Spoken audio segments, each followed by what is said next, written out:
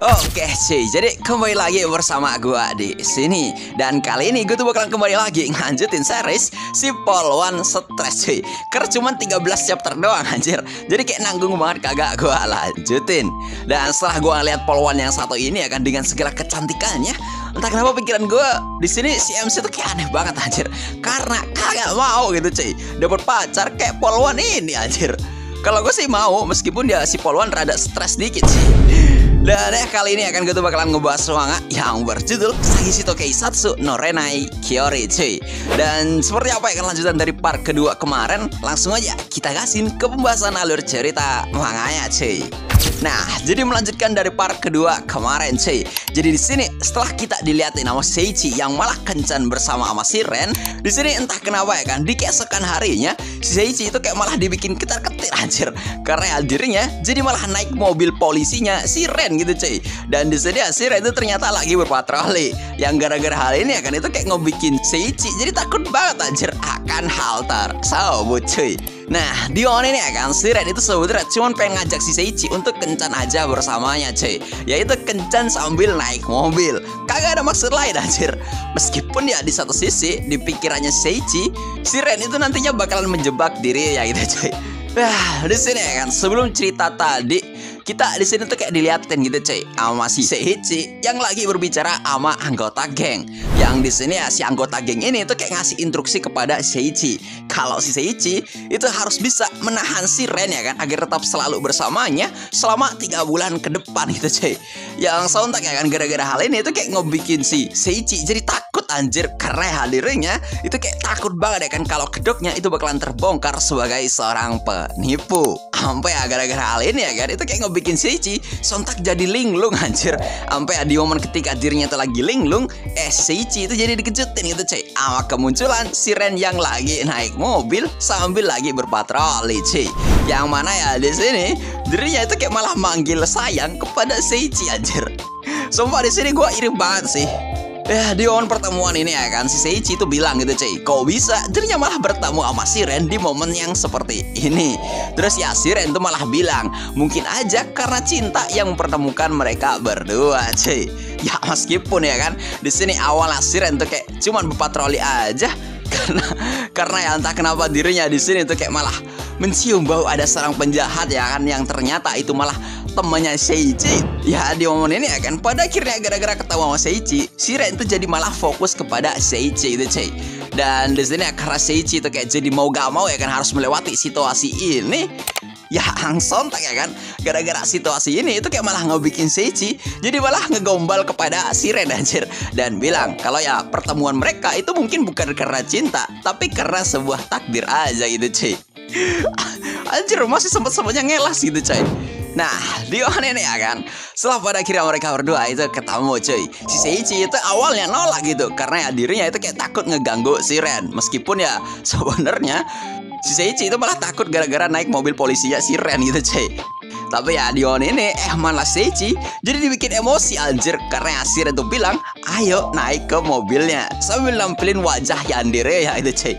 Sumpah nih kata gue serem banget sih. Nah di sini ya kan saat mereka itu pada akhirnya udah naik mobil bersama cuy. Di sini di dalam mobil mereka berdua itu lagi menceritakan kisah cinta mereka yang aneh. Mana si Ren itu bingung anjir karena hubungan mereka itu kayak cuman sebatas lebih dari teman tapi bukan sepasang kekasih. Jadi ya si Ren tuh jadi bingung anjir mengekspresikan hubungan mereka itu kayak seperti apa gitu.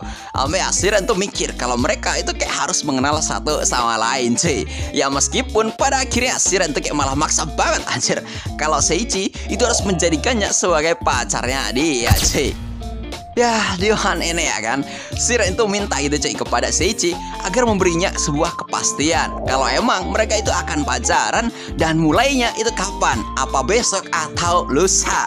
Ya meskipun di sini Seiichi itu kayak kagak ngasih sebuah kepastian ya kan kepada si Ren, tapi ya di sini sepertinya itu cuy cinta ini ya kan kata gua itu kayak terlalu memaksa banget untuk si Ren gitu.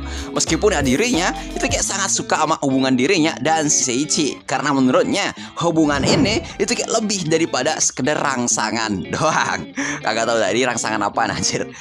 Yang apa ya kan karena kayak terlalu fokus mendalami perannya sebagai pacar dari Seiichi, si Ren itu malah jadi kagak fokus nyetir anjir.